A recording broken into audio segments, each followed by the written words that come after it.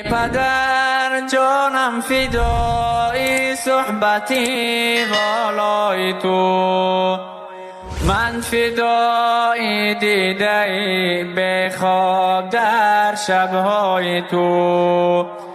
صبح صادق گردنی شیطان شکستنهای تو، دل فدای هر دو دستی صبح و دم بالای تو. یک دعا در نیم شب از تو طلب دارم پدر، یک ترحم یک نظر یک لطف از آن چشمی تر. یک دعا در نیم شب از تو طلب دارم پدر، یک ترحم یک نظر یک لطف از آن چشمی تر. خدمتت را من بر جان آوردم ای قبلگاه، از خدا دارم طلب دارد تو را اندر پناه. یک دعا در نیم شب از تو طلب دارم پدر، یک ترحم یک نظر یک لطف از آن چشمی تر.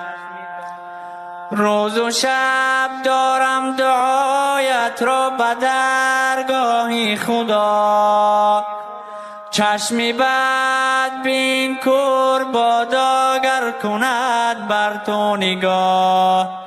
یک دعا در نیم شب از تو طلب دارم پدر، یک ترحم یک نظر یک لطف از آن چشمی تر.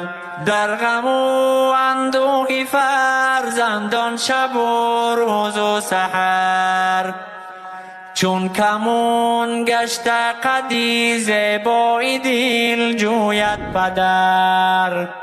یک دعا در نیم شب از تو طلب دارم پدر، یک ترحم یک نظر یک لطف از آن چشمی تر.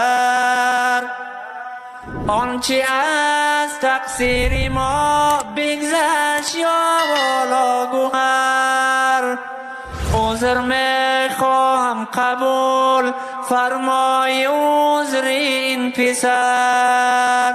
یک دعا در نیم شب از تو طلب دارم پدر، یک ترحم یک نظر یک لطف از آن چشمی تر.